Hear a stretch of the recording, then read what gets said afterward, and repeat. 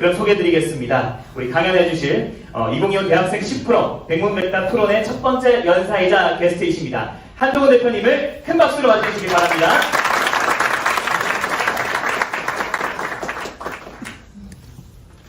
안녕하세요.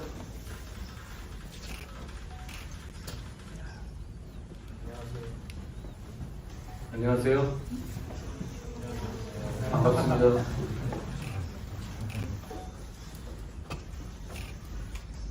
잘 지내셨습니까? 제가 12월 1일 대한민국이 굉장히 뜨거운 겨울을 겪었던 것 같아요. 제가 50 조금 넘었거든요.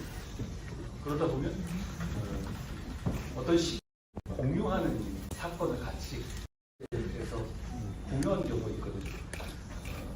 우리도 모두 계엄이라는 앞으로 어쩌면 100년 동안 있을지 없을지 모를 그런 큰 사건을 함께 겪은 이제 코호스트라고 하죠. 그런 동지애를 가진 세대입니다. 그리고 그 동지애가 이 상황이 어떤 의미였고 우리가 어떤 역사를 겪었는지는 지금은 우리는 잘 모를 수 있습니다. 점점 평가되고 우리가 의미되게 될 것이라고 생각합니다. 그런 점에서 정치를 하는 사람으로서 그 대통령을 배출한 여당의 대표를 지냈던 사람으로서 여러분께 대단히 죄송하다는 말씀을 드립니다. 겪어서는 안 될 일이었다고 저는 생각합니다. 무슨 말씀을 드릴까 생각하다가 저는 너무 잘 안 되길래 차 안에서 편집해봤습니다. 여러분과 같은 그런 시기에 제가 어떤 생각을 했었는지 그리고 지금의 상황에 대해서 어떻게 생각하는지 짧게 말씀드릴게요. 10분 정도 하면 할까요? 제가 고등학교 때 그리스인 조르바라는 책을 정말 좋아했어요. 제가 약간 그 편집증 같은 게 있었죠. 편집증까지는 아니지만 뭔가 딱 꽂히면 그 작가 책에 다 사고 그런 편이거든요. 예를 들어서 제가 이 컨버스 좋아하는데요. 이걸 깔별로 다 사고 이럽니다. 그러니까 뭔가 딱 기분이 꽂히면 비슷한 것도 색깔별로 사고 똑같은 것도 사고 이렇게 되고 물론 그러다 금방 실증을 느끼는 그런 면이 있긴 하지만 그 당시에 그리스인 조르바라는 책에서 매료된 건 이게 진짜 자유야 이렇게 살아야 되겠어 이런 식의 감성적인 얘기였어요. 읽어보신 분들도 많이 계시겠지만 그냥 막 사는 사람 얘기거든요. 그리고 그 책을 쓴 니코스 카자차키스라는 사람이 쓴 책들을 제가 다 봤는데요. 고등학교 때 일인데 그 사람의 묘기에 이런 말이 있어요. 나는 아무것도 두려워하지 않는다. 나는 자유다. 이게 자유인가 보다. 이런 생각이었죠. 저는 그게 자유라고 생각했었습니다. 그런데 우리가 아는 자유라는 말이 되게 다양한 것 같아요. 여러분 자유가 뭡니까? 말은 하지만 그게 좀 들어가 보면 각자 생각하고 있는 자유라는 말들이 다 다른 것 같아요. 대통령은 자유민주주의를 지키기 위해서 개혁을 했다고 하시잖아요. 그런데 저는 자유민주주의를 개혁이 파괴한 것이라고 생각해서 개혁을 저지했습니다. 자유라는 개념을 보는 생각이 조금 다른 것 같아요. 그런데 제가 어떻게 자유를 생각하는지 그냥 뭐 저라는 사람이 이렇게 생각한다라는 정도로 가볍게 들어주시면 될 것 같아요. 그러고 나서 최근에 자유를 말하는 사람들도 지금 이제 그렇게 모든 자기가 쪼대로 사는 것 자체를 자유라고 말할 수도 있죠. 멋지죠? 저도 그러고 싶습니다.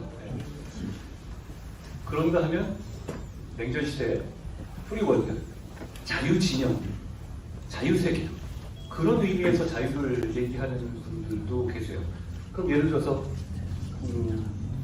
50년대 우리나라 자유국가입니까? 자유민주주의를 한 나라는 아니었을 수 있어요. 그렇지만 친미를 했고 미국과 함께 자유진영을 지킨 나라죠. 그러니까 그런 면에서 자유국가였을 수도 있어요. 그렇죠? 남미의 독재국가들 있잖아요. 한때 미국의 조직적인 지원을 받았던 그런 나라들은 독재와 탄압을 자행했지만 자유진영, 프리월드에 있었던 거는 또 맞거든요. 그런 면에서 그 나라도 자유국가라고 할 수 있겠죠. 그런데 그것이 그런 나라들이 우리가 생각하는 우리 마음속에 우리 헌법이 지향하는 자유민주주의는 아니잖아요. 우리가 지향하는 자유 그거는 아닐 겁니다. 그러니까 예를 들어서 진영론을 나눠서 그 진영의 해악이라든가 효용은 배제한 채 이 진영에 있는 자유를 지킨다라는 식의 자유라면 저는 우리 헌법에 맞지 않는 거라고 생각합니다. 대신에 제가 생각하는 자유민주주의의 자유는 이거예요. 내 자유를 말하는 게 아니라 네 자유를 내가 지켜주겠다. 네 자유를 내가 함부로 침해할 때, 다른 자유 침해할 때 내가 나서서 막아주겠다. 국가가 나서서 다른 사람의 자유를 침해할 때 꼭 법에 의해서만, 그것도 꼭 필요한 경우에 최소한의 경우에만 하겠다는 약속. 저는 그게 자유민주주의 핵심이라고 봐요. 그렇기 때문에 저는 이번 개혁이 잘못됐다고 하는 겁니다. 자유민주주의, 우리가 지켜야 할 자유민주주의는 그런 거거든요. 제가 대학 때 이런 책을 읽은 적이 있어요. 바스티아라는, 프레드리크 바스티아라는 사람이 쓴 아주 오래된 책인데요. 뭐 19세기 책이니까요. 그런데 제목은 법이에요. 근데 법 얘기는 아니고 자유의 얘기였어요. 내용을 보면 오래된 얘기니까 지금 기준으로 보면 안 맞는 얘기도 있고 별로 그렇게 볼만한 얘기가 많지는 않아요. 근데 제가 거기서 이건 맞는 말인데 라고 평생을 가지고 가는 아이디어가 있거든요. 뭐냐면 자유도 하나의 가치잖아요. 자유라는 가치를 다른 가치들하고 있을 때 그냥 똑같이 원오브댐으로 보고, 원오브댐으로 보면 다른 가치들 있잖아요. 평등이니 뭐니 여러 가지 가치들과 있을 때 그러면 이걸 좀 지키기 위해서 이걸 좀 희생할 수도 있고 뭐 그렇게 되잖아요. 원오브댐으로 보면. 그렇게 됐었을 때 바스티아의 말은 뭔지 모르겠지만 다 설명할 수는 없지만 그렇게 할 경우에는 분명히 공동체 전체에 큰 문제가 생긴다라는 아이디어였어요. 그래서 저는 그 말에 동의합니다. 도대체 자유를, 다른 사람의 자유를 억압하는 것을 특정한 목적을 위해서 쉽게 허용하고 열어줄 때 결과적으로 왜 어떻게 될 거라는 걸 모두 상세하게 설명할 수 없을지는 몰라도 공동체에 큰 해악이 생긴다는 믿음입니다. 저는 그 믿음을 갖고 있어요. 저는 그 믿음이, 저는 보수 정치입니다. 보수 정치, 진짜 보수 정치의 핵심이라고 생각해요. 그 믿음을 지키기 위해서 정치합니다. 그리고 그 믿음을 지킬 때 결국 우리 사회가 더 성장하고 더 다 같이 잘 사는 사회로 나아갈 수 있다고 생각합니다. 그렇기 때문에 우리 당이, 우리 보수가 어렵사리 배출한 대통령이 한 개혁을 여당의 대표가 가장 앞장에 서서 막은 것 들어왔습니다. 그리고 그 개혁을 제가 막으러 나서는 순간 속담을 나는 엿됐다 이런 생각이 들었어요. 어떤 경로가 나올지 모르겠어요. 그렇지만 결과가 좋을 리가 없지 않습니까?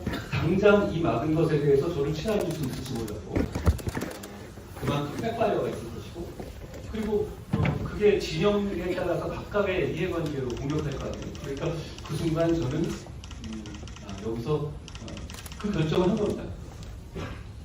좀 묻어갈 수도 있었어요. 근데 개혁을 저지하는데 제가 앞장서지 않을 수도 있었죠. 근데 제가 왜 앞장섰냐면, 제가 앞장서지 않으면 그날 개혁이 해제될 것 같지가 않았어요. 그날 개혁 해제가 안 됐으면 여러분 만약 그날 개혁이 해제되지 않았으면 거리로 나오셨을 겁니까? 안 나오셨습니까? 굉장히 많은 사람이 거리로 나갔을 거예요. 그러면 또 여러분과 같은 또래에 계시는 분과 여러분이 충돌을 하게 됐을 겁니다. 그 유혈 사태가 났을 것이고, 그렇게 될 경우는 대한민국이 70년, 80년간 이뤄온 성취는 완전히 끝나게 됩니다. 저는 그게 두려웠습니다. 일단 그걸 막자는 생각이 먼저였고요.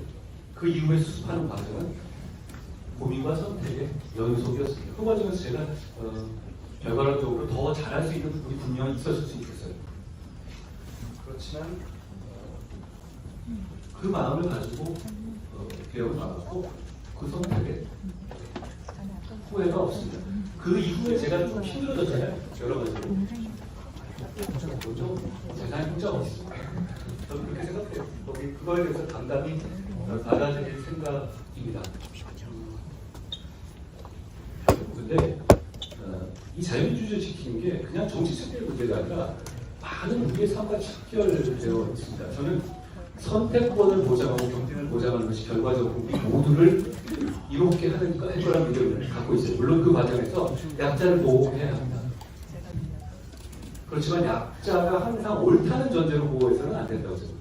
옳음과 관계없이 약자가 가지고 있는 출발선에서의 보정을 해주는 것이지 약자라고 해서 무조건 얘 말이 옳아 이런 건 아니에요. 그 옳고 그름의 문제는 정확하게 판단해야 되지만 그런 보정은 필요하다고 생각합니다. 결국은 그것이 제가 하고 싶은 정치이거든요. 지금 이 앞에 놓인 과제들이 많잖아요. 어제 뭐 트럼프가 여러 가지 한 말들이 있죠. 그리고 의료 사태 문제가 있죠. 그리고 R&D 삭감 문제가 있죠. 그리고 경제 성장률이 대출 낮추고 있죠. 그러니까 하나하나가 대단히 심각한 문제잖아요. 그런데 지금은 개혁과 탄핵, 이런 정치적인 문제, 이런 걸로 인해서 이런 중요한 정말 굵직굵직한 우리의 일상의 문제들이 잘 안 보여요, 언론에. 그런데 그 문제들이 없어진 겁니까? 없어진 게 아니라 가려진 걸 뿐이죠. 그걸 해결하지 못하고 있습니다. 그걸 해결하기 위해서는 저는 이제 시대를 바꿔야 한다라는 생각이 듭니다. 지금 87년 헌법체제는 사실상 유신헌법체제랑 비슷해요. 87년 헌법이 만들어질 당시에 그때는 직선제만을 추구했거든요. 그것만 하고 나머지는 몇 달 있다 합시다 이렇게 된 겁니다. 그 몇 달 있다 합시다가 40년이 된 거죠. 그러다 보니 이상한 조항들이 헌법에 많이 남아있어요. 그게 우리의 삶을 발목 잡고 있죠. 예를 들어서 군인들이 사망하면 일반 우리들이 그냥 사고를 당했을 때보다 더 보상해줘야 되니까 덜 보상해줘야 됩니까? 더 보상해줘야 되는 거 아니에요? 우리를 지키라고 했으니까. 그런데 우리 헌법은 그걸 완전히 막아주고 있어요. 군의 이중배상 금지 조항이죠. 그것 말고도 굉장히 이상한 조항들이 많아요. 그 기준의 틀에 우리 알게 모르게 그 틀에 맞춰서 우리가 살고 있거든요. 그걸 이제 바꿀 때가 됐다라고 생각합니다. 지금의 헌법 체제에서는 사실 여러분 87년 헌법 체제 87년 이래 개혁이 없었습니까? 헌법에 있었죠? 그럼 탄핵이 없었습니까? 있었죠? 근데 그걸 몇십 년 동안 안 하다가 요 몇 년 사이에 다 하고 있어요. 그러니까 이렇게 싸우다가 그냥 이렇게 싸우는 게 아니라 주변에 있는 칼 다 던지는, 주변에 냄비니 또 곡괭이니 다 던지는 그런 정글의 게임으로 됐거든요. 지금 이 시스템을 그냥 둔다면 이 상황은 더 잔인해지고 어묵해질 거예요. 전 이걸 바꿔야 한다라고 생각하고 그걸 바꾸기 위해서 이번에 리더가 되는 사람은 본인의 임기 단축을 약속하고 거기에 맞춰서 선거를 하겠다는 이 약속이 필요하다라고 생각합니다. 저한테 시간이 좀 지났네요. 말씀드릴 기회가 많이 있을 테니 차차 말씀드리겠습니다만 저는 일단 이 말씀 먼저 드리고 싶었습니다. 제가 너무 미안합니다. 여러분들이 이렇게 시국을 이렇게 고민할 때 이거보다 더 좋은 주제로, 더 생산적인 주제로 고민하시고 발전하셨어야 한다고 생각합니다. 정치인들이 잘못한 것이고 그 점에 대해서 제가 깊숙이 사과드린다는 말씀을 드리기가 진심입니다. 고맙습니다. 네, 장애해주시는 한정민 선생님께 감사합니다. 첫 번째를 부탁드리겠습니다.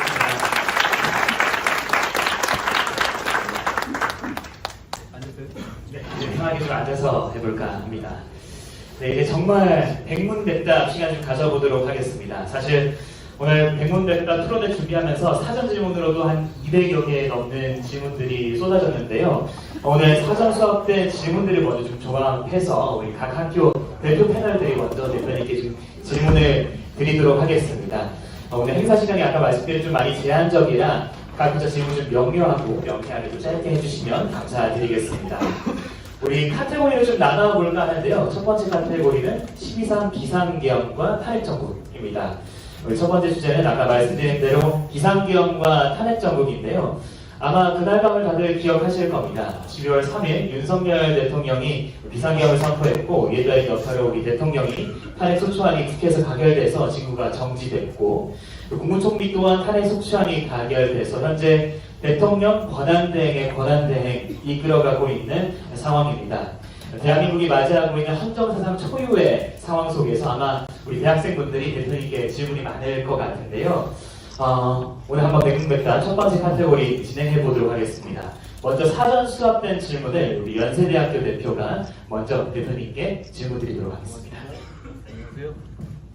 안녕하세요. 연세대학교 총학생회 비상대책위원장 정예슬입니다. 먼저 자리해 주셔서 감사드리고요. 저는 사회통합과 관련한 질문을 드리고 싶습니다. 최근 우리나라 정치를 보면 너무 극단적이고 때때로는 다소 폭력적이다고 느껴지기까지 합니다. 이에 한동훈 전 대표님께 여쭙고 싶습니다. 대한민국 정치가 지금과 같이 양극단으로 나뉘고 또 소통조차 힘들어진 이유가 무엇이라고 생각하시는지, 나아가서 국민적인 통합을 이룰 수 있는 해결 방법은 무엇이라고 생각하시는지 질문드리고 싶습니다. 더하여서 현재 대한민국에서 이런 부분들에 대해 국민의힘의 방향성에 대해서는 어떻게 생각하시는지 함께 질문드리고 싶습니다. 감사합니다. 반갑습니다. 비상대책위원장이신가요? 네, 맞습니다. 저도 그거 한번 했었어요. 되게 그렇지 않아요? 대표도 아니고 그냥 좋을 때는 일을 시키면서 네. 뭐 조금 뭐라 그러면 야 너는 대표가 아니야 이렇게 나오더라고요. 나중에 그때는 안 쫓겨났는데 당대표 된다는 데가 쫓겨났습니다. 제가 아까 스피치할 때 잠깐 말씀드렸다시피 원래 헌법에는 탄핵과 기합이 다 있었어요. 근데 정치인들 사이에서도 탄핵의 탄자를 얘기하기 조금 눈치 봤거든요. 아, 이거 역풍문이다. 국민들이 이거는 오히려 역풍문인데 이런 생각이었던 거예요. 개혁은 사문화됐었고요. 제가 법무부 장관을 한 법률가인데 개혁 관련된 법률과 헌법 조항을 그날 밤에 처음 읽어봤습니다. 대한민국은 저 같은 법률가도 개혁 관련한 법률을 읽어볼 필요가 없는 나라였어요. 앞으로도 그래야 합니다. 이게 어느 시점에서인가 제가 막 두드러 맞고 이렇게 된 시기라고 비슷한데요. 문재인 정권 한 중반 정도에 조국 사태가 있었잖아요. 그때부터 저는 조금 정치가 잔인해지고 너무 목적지향적이 됐다고 느꼈는데요. 그때부터는 어떤 상황이 됐냐면 적어도 이 팩트가 나오면 일단 걸리면 걸리는 대로 일단 이건 우리가 지지 이렇게 하고 가는 거였다고요. 그런데 어느 순간 그냥 지지치는 게 아니라 그래 우리 끝까지 가고 우리 숫자가 많고 총알을 계속 밀어넣자 이런 게임이 되어버렸어요. 그런 상황에서 그게 점점 격화되고 한쪽이 그렇게 시작하니까 다른 쪽도 왔다 갔다 하면서 점점 격화돼서 이번 정부 들어서는 이재명 대표의 민주당이 탄핵을 20번을 시도했어요. 그리고 윤석열 대통령은 비상계엄을 선포했죠. 할 수 있는 총, 부부싸움을 하더라도 서로 말을 한 게 아니라 옆에 있는 세 칼을 집어던지는 상황까지 된 겁니다. 시스템의 문제가 아니라 사회적인 분위기가 그렇게 돼가는 것 같아요. 그런데 그건 단순하게 우리나라만의 문제는 아닙니다. 전체적인 트렌드가, 세계적인 트렌드가 그런 분위기가 분명히 있어요. 극과 경향이 있는 것도 있고 극좌와 경향이 있는 것도 있죠. 포퓰리즘의 시대인 건 분명하거든요. 그런 그때 나라의 중심을 지키고 나라를 바로잡는 게 그게 진짜 국가의 실력이라고 봅니다. 그러니까 지금 이 순간에 선수 교체만 되면 만약에 똑같은 류의 사람들이 오게 되면 더 말초적이고 더 강력한 싸움이 될 거예요. 그렇기 때문에 저는 시스템을 바꿔야 한다는 것이고 제가 말씀드리는 87제를 개헌하는 것은 대통령 권한도 완전히 분권시키고 국회 권한도 분권시켜서 마음대로 할 수 없게 하자는 체제를 만들어야 합니다. 사람을 믿을 수가 없거든요. 선수 교체는 안 되고 시대 교체가 돼야 하는 겁니다. 그런 면에서 87제 조언이 반드시 필요한데 그런데 87제 조언에 대해서 여론조사에 보면 좀 시큰둥하거든요. 그게 왜 그러냐면 어차피 안 될 거라고 생각하시는 거예요. 정치인들만의 게임을 보는 거죠. 그런데 지금은 바꾸지 못하면 나라가 바꿀 수 있는 호기가 되어 있어요. 탄핵과 개혁을 직접 보시고 이렇게까지 모이셨습니다.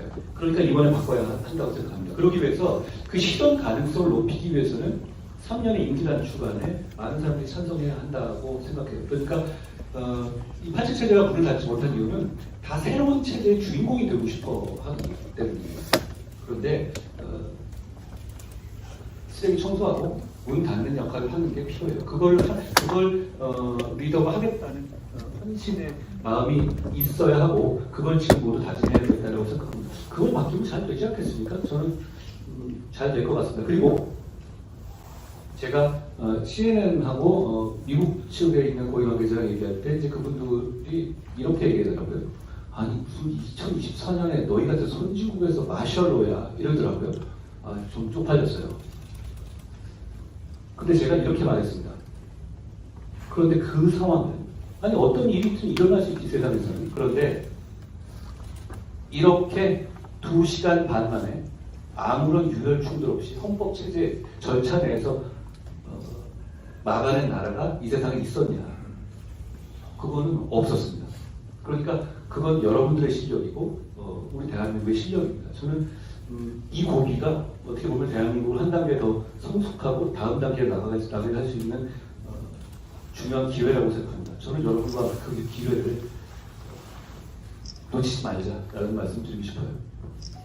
네, 감사합니다. 첫 번째 질문이었는데요. 계속해서 계엄 그리고 탄핵 정보 관련된 질문 좀 이어가보도록 하겠습니다. 이어서는 우리 뒤에는 비지스트 대구경북과 교수님이죠. 그리고 서강대에서 좀 하겠습니다. 마이크를 좀 전달해 주시면 감사하겠습니다.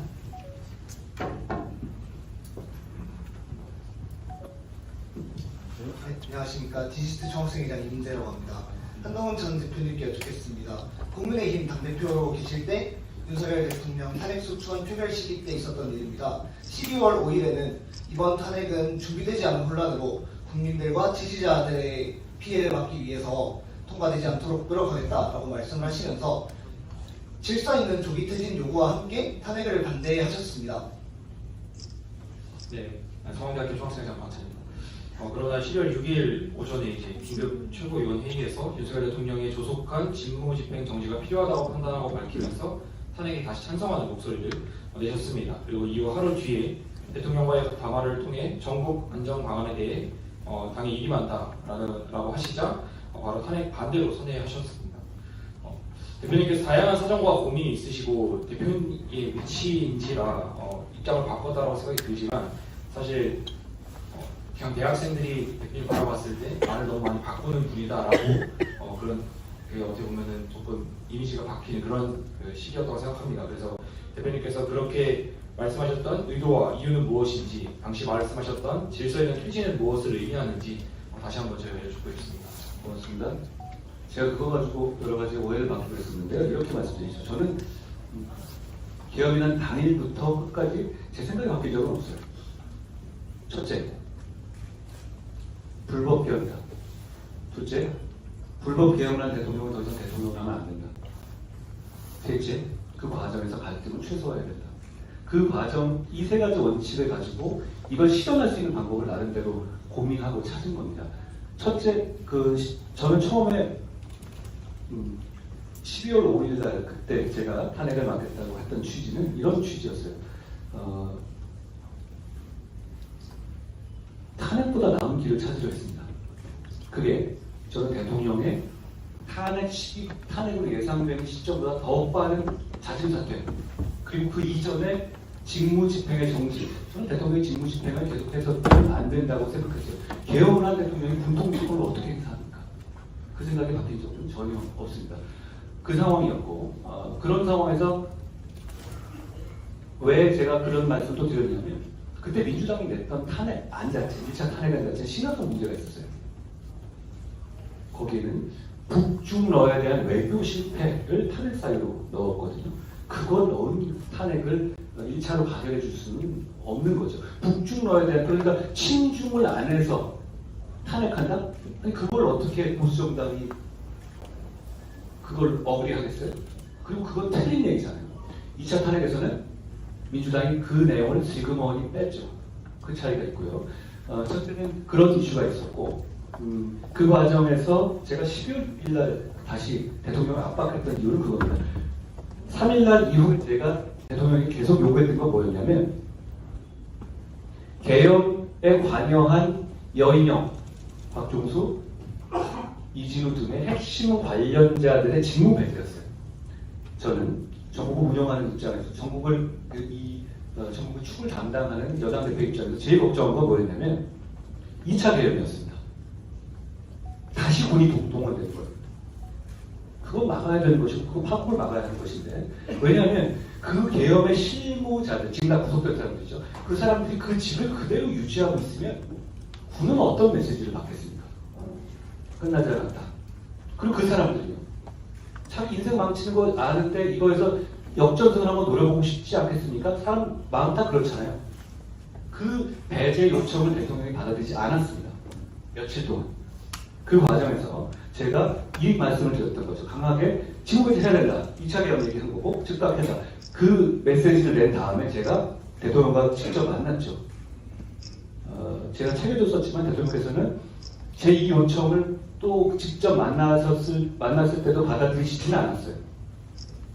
그래서 저랑 헤어진 지 1시간 정도 지난 뒤에 그걸 받아들여서 이 3명을 그 직에서 자, 방첩사령관 이영영, 특전사령관 박정수, 수방사령관 이승우 이 셋을 직에서 배제했습니다.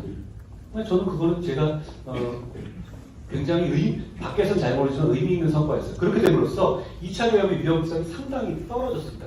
군에서도 이 상황이 바뀌고 있구나라는 인식을 분명히 하게 된 거죠. 그 상황에서 대통령께서 질서 있는 조기 퇴진 약속을 천명했습니다. 토요일 날 아침이었죠. 다 내려놓고 임기 등을 당의 비리 만다. 그렇죠. 국정을 풍기를 위주로 추진한다는 것, 그리고 법적 책임을 지겠다. 그리고 2차 개헌은 없다. 이 얘기를 2분간의 담화를 통해서 밝히셨죠. 그럼 그 탄핵은 저는 질서 있는 조기 퇴진을 할 수 있는 전자라고 봤고 그 당시에는. 그러니까 그 상황에서 그 탄핵은 부결된 것입니다. 그 다음에 제가 어떤 일을 했냐면 TF를 만들어서 질서 있는 조기 퇴진 TF를 띄웠고 그 TF에서 나온 안이 2월 퇴진 내지 3월 퇴진 아니었습니다. 만약에 2월 퇴진 아니었으면 지금 이미 이 상황은 종료되어 있겠죠. 그리고 그 안대로 됐다면 적어도 이런 식의 광장의 갈등과 극렬한 대립은 없었을 겁니다. 왜냐하면 대통령 스스로 승복해서 내려오는 그림이 되니까요. 저는 그것이 우리의 갈등과 분열의 소지를 최대한 줄이면서도 제가 아까 제일 처음 말씀드린 그 3가지 원칙을 지키는 길이라고 생각했던 거예요. 자, 그런데 그 안에 대해서 결국 대통령이 당초 말씀하신 것 좀 다르게 질서있는 조기 퇴진 방안이 안을 수용하지 않는다는 입장을 12월 10일에 발표하신 겁니다. 그 전에도 그 상황은 저도 공유했지만요. 그렇게 되니까 그 다음에는 제 고민의 지점은 이거였어요. 만약 그렇게 되면 대통령께서 계속 직무를 수행하고 군통수권까지 갖고 있는 상황이 되면 여러 가지 문제가 생길 수 있는 거예요. 군이 다시 동원될 수도 있고, 그리고 수사기관이 어떤 체포 시도를 한다거나 할 때 공권력과 공권력 사이에 충돌이 생길 수도 있고, 그런 문제 때문에 직무 집행 정지를 어떻게든 서두를 수밖에 없는 판단을 한 것이고, 그래서 그 다음에 있었던 그 2번째 탄핵, 그리고 그 2번째 탄핵 안에는 아까 제가 치명적이라고 말씀드렸던 북중러에 대한 외교 실패라는 그 탄핵 사유가 빠져 있었습니다. 그러니까 그 탄핵 사유는 숨을 수 있었던 것이죠. 그래서 그 2번째 탄핵에서 가결 의견을 제가 통과됐던 것이고, 그 통과 직후에 당에서의 반발로 제가 당에서 쫓겨나게 들어옵니다. 제가 일관성이 없었나요? 저는 그렇게 생각하지 않는데요. 예를 들어서 제가 대통령께서 이 불법 개헌이 아니라 진짜 할 만한 개헌이다 이렇게 바뀐 게 있습니까? 없죠? 그러면 대통령이 그럼에도 불구하고 직무를 계속해야 된다라고 제가 생각을 바꾼 게 있습니까? 그게 없는데요. 갈등을 최소화하는 방법을 찾기 위해서 노력한 것이다라고 말씀드립니다. 그런데 지나고 보면 여러분들처럼 여러 가지 생각해 볼 때 저보다 더 나은 결과를 낼 수 있는 방법이 있었을지 잘 모르겠어요. 제가 이 책을 쓰면서 한번 생각해 봤거든요. 이날은 이때 이렇게 되면 이때 어땠을까? 후회되는 지점도 좀 있어요. 제가 조금 더 설명을 잘하거나 좀 다른 방안으로 어떻게 접근해 볼 방안이 있었는지, 그리고 당내를 설명할 수 이런 부분에 대해서는 제가 그런 게 좀 부족해요. 제가 이 목표를 딱 정하고 꼭 진짜 이게 필요하다고 생각하면 저는 절벽에서 뛰어내리는 편이거든요. 근데 그게 아니라 조금 더 시간을 주고 여유를 가지고 접근했으면 어떨까? 이런 후회는 좀 있어요. 그런데 그때 결정이라든가 선택은 제가 그 시점에 갖고 있는 정보와 그걸 보면 저쪽으로 선이었다고 생각해요. 그리고 만약에 그 질서 있는 조기 퇴진이라는 게 이거예요. 한마디로 대통령이 물러나 있고 언제까지 내려온다고 하고 그때까지 서로 선거 준비해서 다만 탄핵보다 먼저 선거를 치르자 이런 얘기가 나와요. 지금 지금보다는 혼란이 덜하지 않겠어요? 그리고 그걸 차라리 그거 할 걸 그랬다고 말하는 사람이 지금도 계시죠. 그리고 근데 한계는 있었어요. 그거를 야당이 꼭 용인하겠느냐. 야당은 상황을 어떻게 보면 싸움을 붙이고 싶어 하고 그리고 대중들 입장에서는 끌어내리고 싶어 하잖아요. 그러니까 그런 선택의 장애물은 많이 있었는데 저는 그때 이런 생각을 했어요. 이걸 시도조차도 안 한 상태에서 탄핵을 하는 거고 이거 그래도 최대한 노력해 본 상태에서 어쩔 수 없이 탄핵하는 거하고는 많이 차이가 있을 것이다. 사람들의 마음. 그런 선택을 했던 겁니다. 저한테 이런 말씀을 하실 기회를 주셔서 고맙습니다. 고맙습니다. 대표님이 그래도 뭐 양해를 한 가지 그래도 허락을 구하고 싶은 거는 대부자 지원뿐만 아니라 그래도 오늘 대학생분들 한 200~300명이 같이 하고 계신데 궁금한 게 많을 것 같습니다. 뭐 질문을 종합해서 질문을 했는데 미처 질문을 못하거나 오늘 꼭 질문 안 하면 나는 정말 후회할 것 같다 이런 분들이 꼭 있을 것 같아서 네, 이번 카테고리 비상계엄과 탄핵정부과 관련해서 플로우 질문하실 분 한 분 정도만 좀 자원받고 다음 카테고리 좀 넘어가도록 하겠습니다. 혹시 한 대표님께 질문해보고 싶으신 분 계십니까?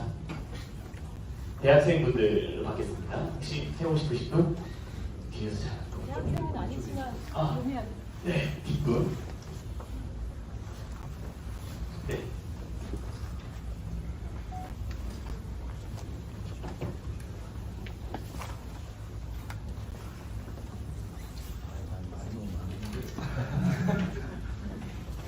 제가 좀 말이 많아서 항상 문제예요.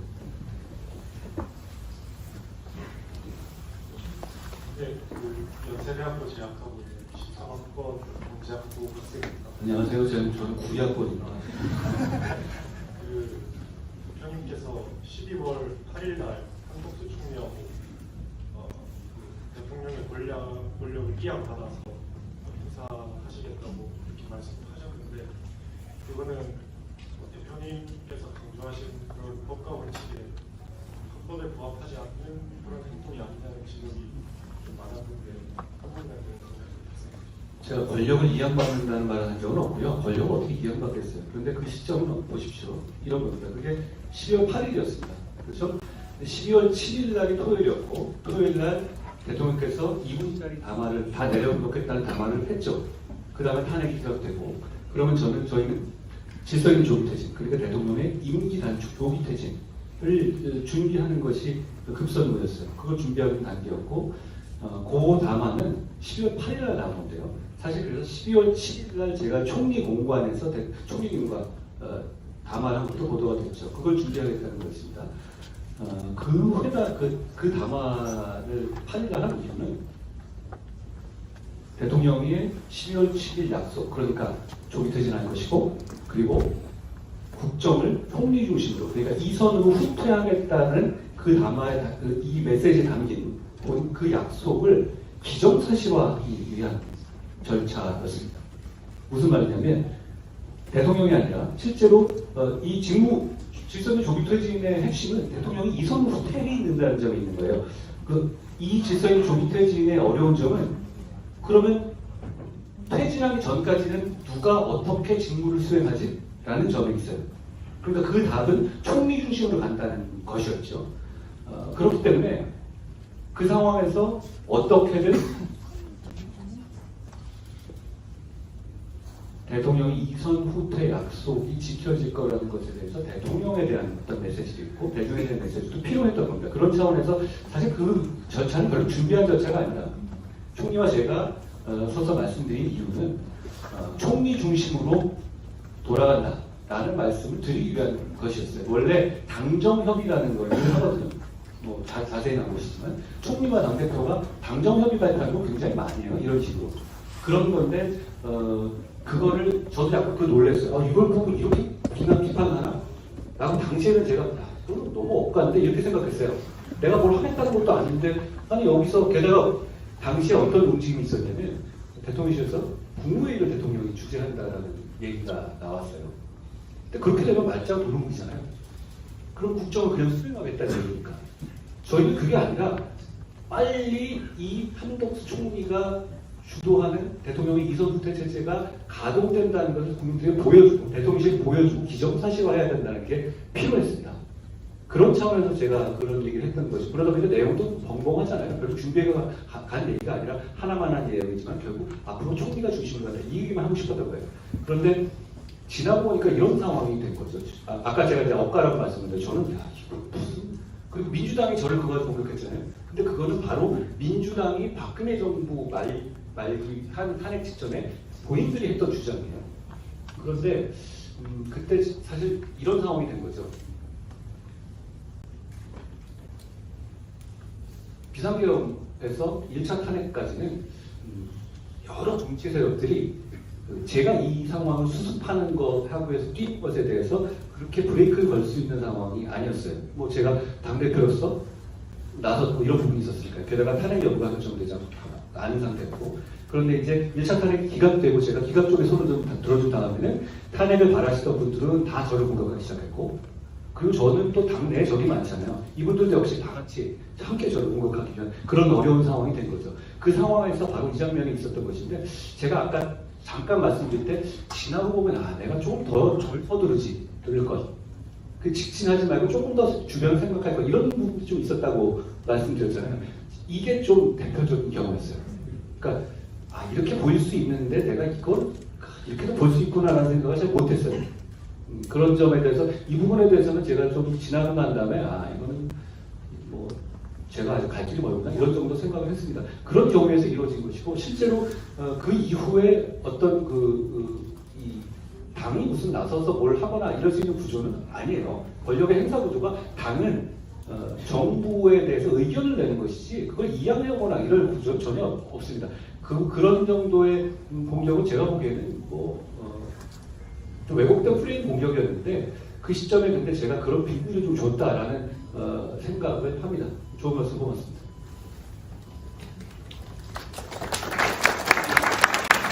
네, 감사합니다. 질문을 좀 더 받아보고 싶은데 뒤에도 질문 기회가 있고 또 다른 카테고리가 있으니까 양해를 좀 부탁드리겠습니다. 다음 카테고리는 우리 대학생과 한국사회 문제로 좀 넘어가 보도록 하겠습니다. 아까 말씀드렸다시피 사전 접수된 질문만 해도 200여 개에 달했는데요. 이번에는 지방소멸, 연금 개혁, 그리고 작년에 정말 핫했던 이슈였었죠. R&D, 그리고 국제외교, 이런 등록금, 다양한 의제를 가지고 되니까 얘기를 한번 나눠보도록 하겠습니다. 네, 첫 번째는 광주과학기술원, 그리고 울산과학기술원에서 지방소멸을 주제로 질문을 준비해 주셨습니다. 마이크 전달을 좀 부탁드릴게요.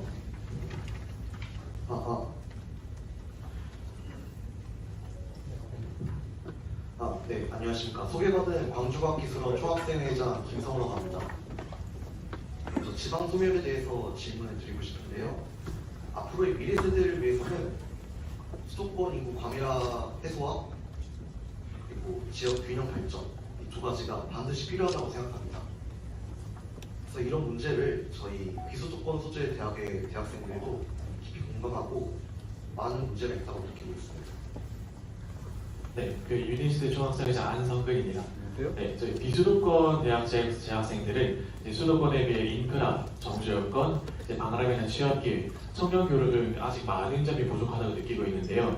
이에 대한 해결 방안이나 혹은 구체적인 의견이 궁금합니다.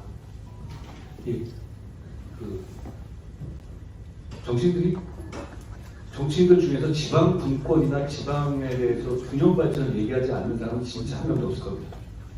그 정파 관련된 문제가 아니고. 그렇지만 그걸 해소책을 내세우는 사람들도 다 비슷비슷한 얘기 같아요. 복붙같이 되죠. 저는 이 정치를 하면서 이런 생각을 했어요. 대개 우리 지방 분권의 정책들이 어떻게 되냐면 균등하게 풀리는 정책으로 이루어져 왔거든요. 그게 그리고 정치적으로 되게 편합니다.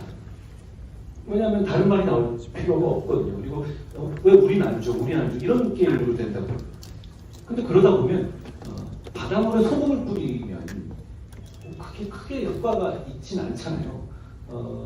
저는 이런 정책을 준비하고 있는데요. 오히려 집중으로 풀어야 한다는 생각을 합니다.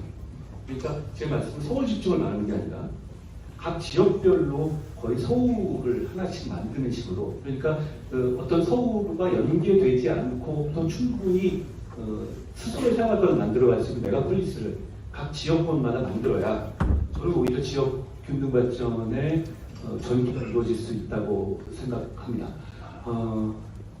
바닷물에 소금을 뿌리지 말고 바다에 성을 만들어야 한다라는 게 제 생각이에요. 그러니까 균등하게 모든 지역에다 비슷하게 하게 되면 역시 비슷하게 생활 편의시설 같은 건 좋아지겠죠. 그렇게 되면 보수부지의 운동기구가 좀 좋아지거나 그렇게 되겠죠. 그렇지만 그게 지역 균등 발전을 높이지는 않거든요. 결국 일자리의 문제잖아요. 이런 좋은 대학교에 있는 것도 거기서 일자리가 없으니까 그런 것이고, 그럼 결국은 제가 대기업 있는 분들을 만나서 지역에다 계속 회사를 보내달라고 입소를 할 때도 이분들이 그러고 싶은데 문제는 사람들이 안 가려고 하는 이유는 그 지역 자체로 자기들이 다 해결되지 않는다는 그런 것 때문이에요. 결국 저희는 그런 정책을 제가 준비하고 있는데요. 결국은 집중으로 풀자라는 다소 도발적인 내용이지만 저는 그게 효과적이지 않을까 하는 생각을 가지고 있습니다. 잘해보겠습니다. 고맙습니다.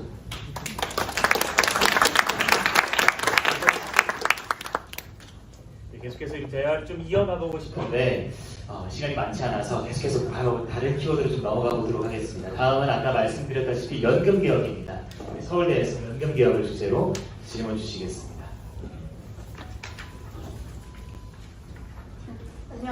안녕하십니까. 네. 서울대학교 전 총학생회장 김지은입니다. 앞에서 강연에서 말씀하셨던 것처럼 지금 시국으로 인해서 좀 중요한 문제들이 잘 보이지 않는다는 말씀에 십분 공감하고 있습니다. 이에 저는 연금 개혁에 대해서 조금 질의를 드리고 싶은데요. 청년들은 국민연금을 납부하고도 수급하지 못할까봐 우려하고 있습니다. 실제로도 높은 수준의 보험료를 장기간 납부를 해야 되는 반면 연금 급여의 소득 대체율은 상당히 낮다고 할 수 있겠습니다. 현재 논의되고 있는 개혁안 같은 경우에도 고갈 시점을 낮출 뿐이지 실질적인 문제 해결책이라고 보기는 어렵겠습니다. 더구나 여야 간 관련하여 합의를 이루지 못하고 있고 청년 세대 입장에서는 청년 세대의 입장을 과연 반영하고 있는 것인가 하는 의문이 들기도 합니다. 이에 대해서 한전 대표님께서는 어떻게 생각하시는지 궁금하고 그 해결책을 공유해 주시면 감사하겠습니다. 반갑습니다. 청년들께서 굉장히 악오르고 짜증나시는 이슈일 것 같아요. 근데 이것도 어떻게 보면 우연찮게도 87체제의 일부예요. 88년부터 시작되거든요. 문제는 문제를 해결할 때 정치적으로 문제를 해결할 때 두 가지 방법이 있어요. 문제를 해결하는 방법이 있고 범인을 찾는 방법이 있습니다. 이 문제는 범인이 없어요. 그 당시에는 그 판단이 맞았거든요. 이렇게 우리가 될 줄 알았습니까? 그렇지만 해결책은 사실 있어요. 저는 먼저 저도 이 문제를 굉장히 청년층 여러분의 입장에서 많이 생각을 해봤거든요. 분명히 예전 세대가 받았던 것보다는 조건이 나빠지는 건 현실적으로 분명한데, 그러면 지금 나와 있는 이런 연금 상품들 있죠. 일반적으로 시장에 나와 있는 프라이빗 섹터에서 파는 그 수준에 있는 연금 상품 중에서 지금 현재 좀 조정된다고 하더라도 이것보다 좋은 조건이 있는 상품은 없습니다. 그러니까 이 자체는 그래도 해볼 만한 상품이다 라는 제가 제 리서치 결과는 그래요. 그렇지만 당연히 지금보다 조건이 나빠지는 것에 대해 합리화할 수 있다는 얘기는 아닌 것이고, 일단 먼저 이 자체가 그래도 괜찮은 상품이라는 점, 그리고 이 자체가 국가에서 이 상황 정도로만 바꿨을 때 디폴트가 나지는 않아요. 그런 정도까지는 충분히 계산하고 한 것이라는 점에서 그런 막연한 불안감은 안 가져도 되겠다는 생각인 건데요. 결국은 저는 지금 국회에서 이 논의가 좀 뒤로 지고 있죠. 많이 참여해 주셔야 될 것 같아요. 그러니까 이 숫자를 정하는 게 몇 프로, 44냐, 10이냐, 12냐 이런 거잖아요. 이게 여러분께서 많이 관심을 가지고 목소리를 내주시면 바뀝니다. 왜냐하면 이 부분은 그냥 잘못하다가 훅 넘어가 버리는 상황이 될 수가 있거든요. 근데 다행히도 지금은 이게 막혀 있습니다. 이때 많이 말씀을 해주시면 좋겠어요. 왜냐하면 이건 세대 간에 관해서 이해관계 차이가 확 나요. 그러니까 목소리를 많이 내주시면 몇 프로라도 달라집니다. 그리고 그 몇 프로는 굉장히 큰 차이가 될 것이고요. 저는 우리 국회의 연금 논의 과정에 많이 참여해 주셨으면 좋겠습니다. 왜냐하면 그러면 제가 보기엔 여러분이 이길 겁니다. 그냥 기성세대는 거기 참여를 안 해요. 별로 관심이 없거든요. 그러니까 직접 참여하셔서 강하게 목소리를 내주시는 것만. 왜냐하면 이게 뭐가 정답인지가 있는 문제가 아니에요. 왜냐하면 상황이 이렇게 됐으니까 이거를 지속 가능하기 위한 방안을 찾는 것인데 이게 13, 14, 15, 뭐 이럴 수도 있고 저럴 수도 있어요. 그리고 그게 현재 기준에서 2070년 상황에서 뭐가 어떤 인구 변화가 있을지를 확단할 수 있는 사람은 없어요. 어떤 과학적 추정을 가지고 하는 거거든요. 그러면 지금 있어서의 이해관계자의 목소리가 반영될 수밖에 없는데 저는 지금 이 상황에서 결집될 수 있는 이해관계자들은 여러분들이라고 봅니다. 여러분들이 지금 여기 오신 것 정도만 모여서 국회에서 목소리를 내주시면 법이 바뀝니다. 이 정도 모이면 국회의원들은 무서워합니다. 그리고 여러분들의 말이 맞습니다. 그렇기 때문에 목소리를 많이 내주시면 저는 여러분을 대전할 겁니다. 여러분들의 말이 맞아요. 저희가 꿀빠고 맞거든요. 그리고 그게 운이 좋았건 뭐 그렇다 하더라도 거기에 대해서는 분명히 지금 이 상황에서 기성세대가 청년들보다 조금 더 부담을 해도 저는 된다고 생각해요. 제 결론은 많이 나와주세요. 지금부터 앞으로 몇 달 사이일 것 같아요. 거기에 대해서 표현 결집력을 보여주십시오. 숫자가 바뀔 겁니다. 네, 감사합니다. 저희도 연금개혁 잘 모를 수도 있지만 그래도 깊이 관심 있게 봐야 되는 주제인 것 같은데 우리 목소리 모아서 우리 정치권에 많이 계속 전달하고 우리 포럼도 더 열심히 노력을 해봤으면 좋겠습니다. 이제 한 3가지 키워드가 좀 남아있는데요. 다음 키워드는 사실 작년 우리 공동포럼에서 가장 핫했던 이슈이기도 합니다. 특별히 우리 과학기술원들이 많이 소속되어 있는데요. 바로 과학기술과 이공계정책 그리고 R&D 예산과 관련된 질문입니다. 다음 질문은 카이스트와 포스텍에서 진행을 좀 해주시겠습니다. 네, 안녕하세요. 카이스트 당포 중학생의 국가대책 연장 주임입니다. 정부에 따라 과학기술 정책의 방향성이 바뀌며 이공계 대학생들과 연구자들의 미래에 큰 변화가 생깁니다. 예를 들어 작년 재생에너지와 탄소 중립 예산이 꼭 삭감되어 관련 연구기관들이 어려움을 겪고 있습니다. 최근에는 AI 바이오 등의 분야에 지원이 집중되고 있는데 이러한 방향성이 얼마나 오래 유지될지 염려됩니다. 특히 자연과학 분야는 단기간에 성과를 내기 어려운 만큼 정부의 꾸준한 지원이 필요합니다. 정부의 기조가 변하더라도 연구가 원활히 지속될 수 있는 제도적인 환경을 마련해 주셨으면 좋겠습니다. 네, 포스텍 총학생회장 박준기라고 합니다. 대표님께서는 국가가 과학기술 강국으로 도약하기 위해서 가장 시급히 해결해야 되는 과제가 무엇이라고 생각하시는지 궁금하고요. 이를 위해서 정치권과 정부가 어떠한 구체적인 역할을 해야 한다고 보십니까? 또한 젊은 과학기술 인재들이 자신의 역량을 충분히 발휘할 수 있는 환경을 조성하기 위해 필요한 입법이나 정책 방향에 대해서 대표님께 여쭙고 싶습니다. 먼저 제가 드리고 싶은 말씀은 우리 정부가 R&D 예산을 삭감한 것은 정말 잘못한 겁니다. 정말 잘못한 거고 앞으로 그런 일이 절대 없을 겁니다. 그건 너무 이상했어요. 제가 막아보려고 했지만 힘을 미치지 못했어요. 죄송합니다. 그 말씀을 드리고 싶고요.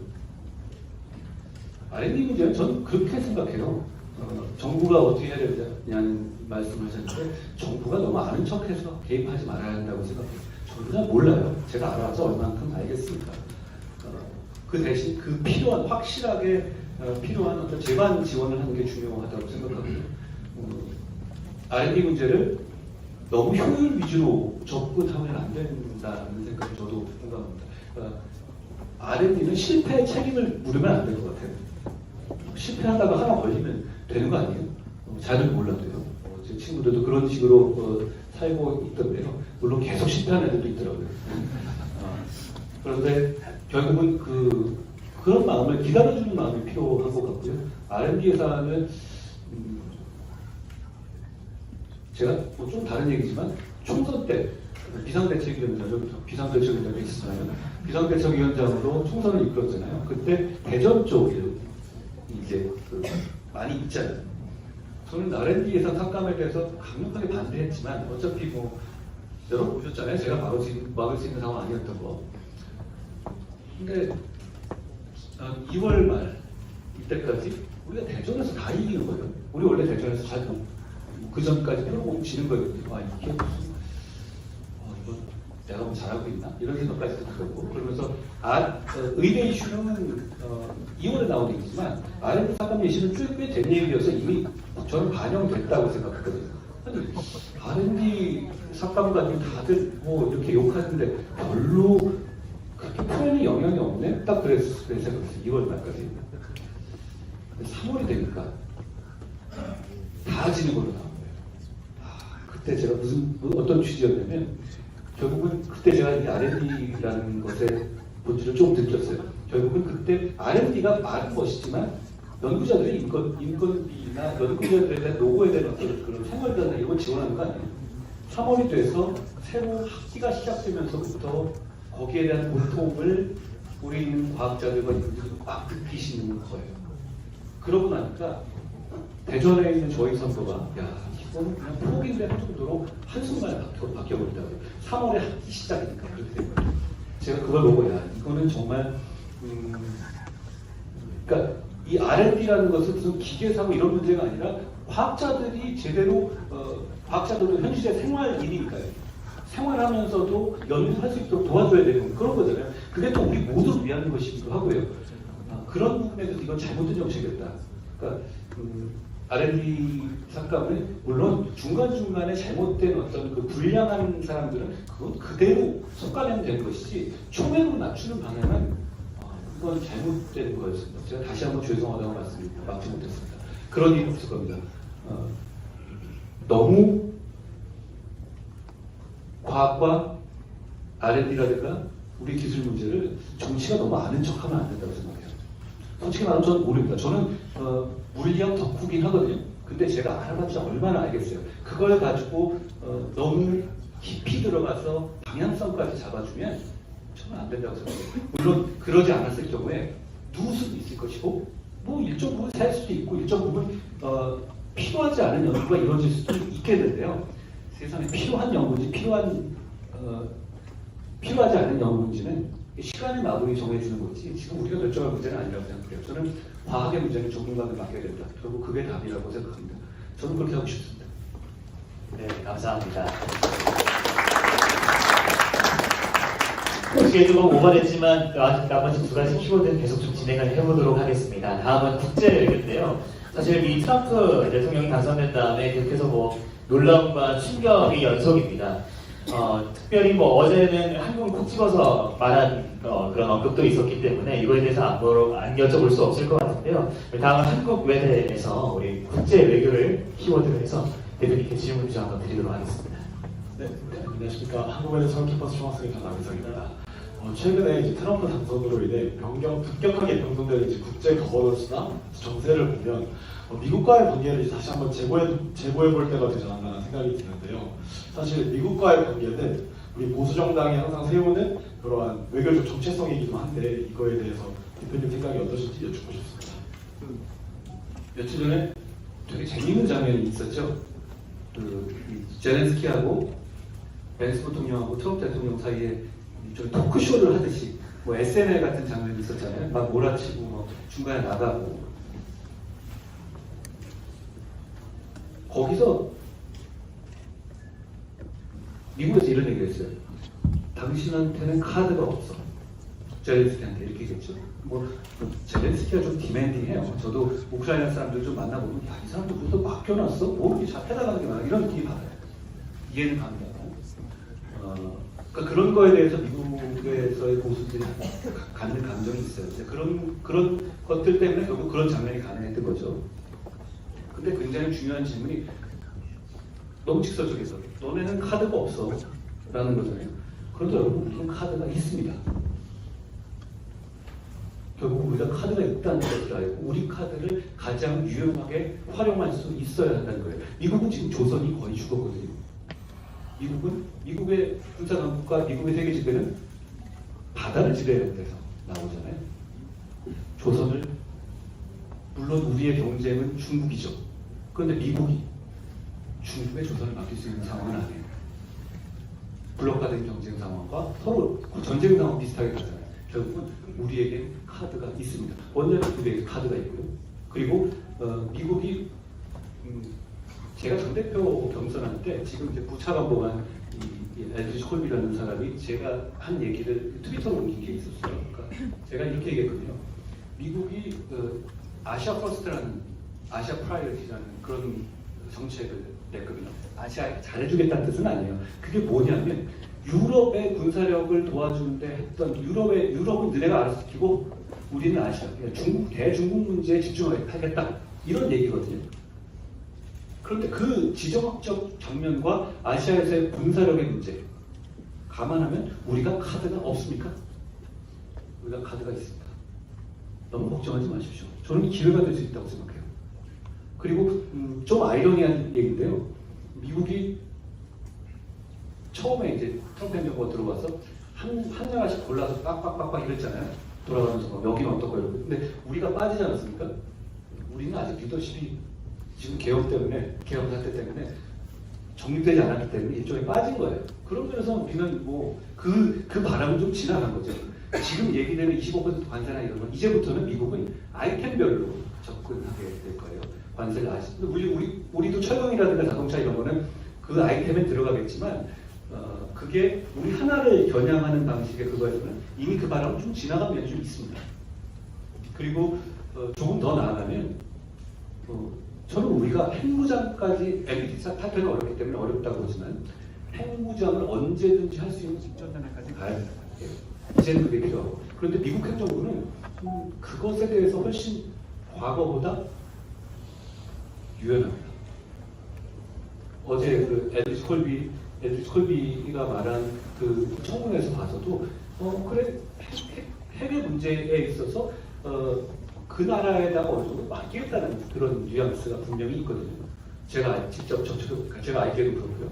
그럼 결국은 이런 문제에서 우리가 이 미국 트럼프 행정부 단계에서 우리가 걱정해야 될 부분도 있지만 얻어낼 부분이 굉장히 많이 있다고 생각합니다. 다시 한번 말씀드리지만 우리는 카드가 있습니다. 너무 걱정하지 않으셔도 된다는 생각 말씀드립니다. 네, 감사합니다. 우리 이제 마지막 질문으로 좀 넘어가 보도록 하겠습니다. 마지막 키워드는 아마 아시다시피 등록금입니다. 우리 다 개강한 지 한 사흘 정도 됐습니다. 다들 피곤하신데 오늘 오전부터 계속 줄 서서 오늘 이 토크쇼를 위해서 기다리시더라고요. 한번 간단하게 손들어서 조사를 해볼까요? 아마 다들 등록금 고지서를 받으셨을 텐데요. 우리 대학교 등록금이 올랐다 하시는 분 잠깐만 손 한번 좀 들어주시겠어요? 네. 제가 알기로도 거의 모든 대학에서 등록금이 올랐습니다. 대부분 한 4%에서 5%의 등록금이 올랐는데요. 우리 마지막 질문은 고려대학교에서 우리 대학생의 등록금과 관련해서 질문을 좀 주시도록 하겠습니다. 대표님 안녕하십니까? 고려대학교 서울총학생회 중앙상대책위원장 김은범입니다. 오늘 귀중하신 동반자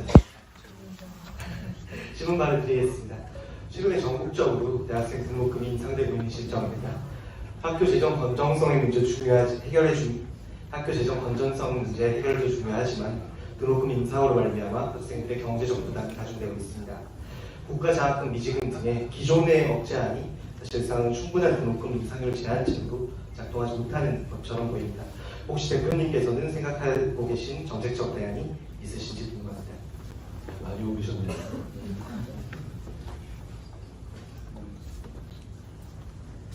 이제 국가장학금 이유형 문제가 있잖아요. 그게 뭐 잘 아시다시피 등록금을 동결하면 뭐 장학금을 재원을 지원해 주는 건데 이게 그거랑 연동되면 등록금이 올라가면 오히려 등록금이 올라가는데 장학금의 수혜는 적은 이런 아이디어가 생기죠. 단기적으로 이거는 바로 잡혀야 한다고 생각하고요. 이 문제를 많이 느끼고 있잖아요. 그러니까 이건 좀 바로 잡힐 거라고 생각합니다. 방향이 반대여야 되는데 오히려 올라가니까 수혜는 적어진다. 역시 모든 정책과 이 복지의 문제는 주는 사람 말고 받는 사람 위주로 설계돼야 돼요. 지금 이 문제를 통해서 나라에서 나간 돈은 줄어들게 된 거예요.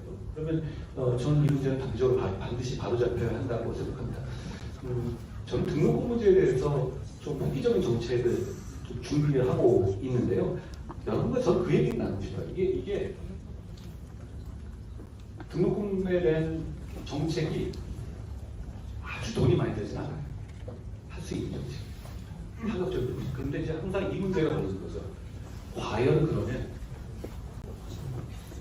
모두 대학을 가는 이겁니다. 그러니까 아니 그렇게 따지면 대학을 가지 않는 사람들에게는 이만한 돈을 왜 안 주면서 왜 대학을 가는 사람들한테만 이렇게 만약에 어떤 정책을 만든다. 항상 보면 제가 겪는 딜레마가 항상 그거예요.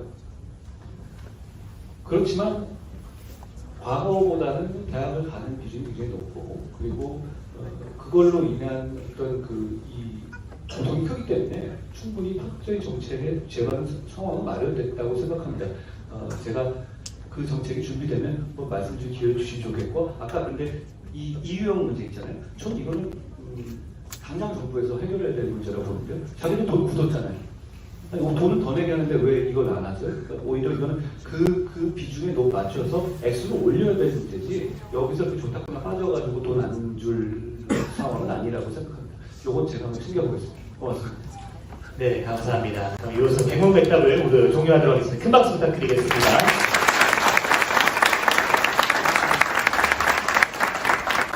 네, 우리 대표님 오늘 처음 연사로 우리 공동 포럼에 오셨는데 백문백답 토론에 참여해보신 소감이 어떤지도 잠깐 궁금하고 마지막으로 우리 대학생들 대표님 기자님 너무 고생했는데 한마디 남겨주시면 너무 고마울 것 같습니다.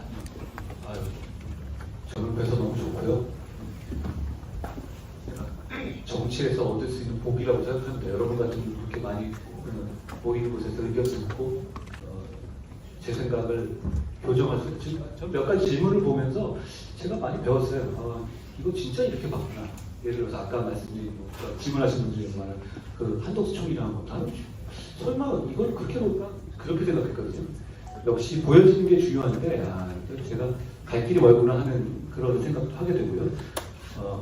저는 또 뵙게 돼서 너무 좋았고요. 먼저 찾아주셔서 너무 고맙습니다.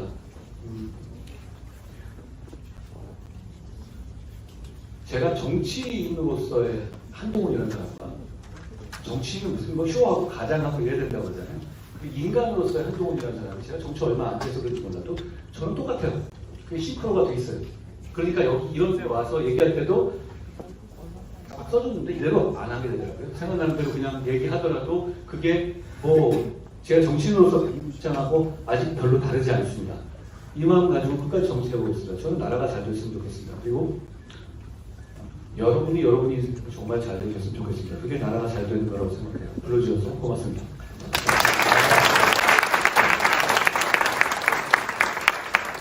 이제 기자 행사를 마무리하고 이제 퇴장 안내를 좀 드릴 여기 너무 많은 인원이 있다 보니까 한 번에 나가게 되면 좀 위험할 수 있어서 퇴장 안내 제 멘트에 따라서 퇴장해 주시면 되겠고요. 이상으로 2025 대학생 시오 프로 제1장 백문백답 토론회 한동훈과의 대화를 모두 마치도록 하겠습니다. 함께해 주신 여러분 감사합니다. 대표님 다시 한번 큰 박수 부탁드리겠습니다. 잠시만 기다려 주시고요. 퇴장 안내 드리겠습니다.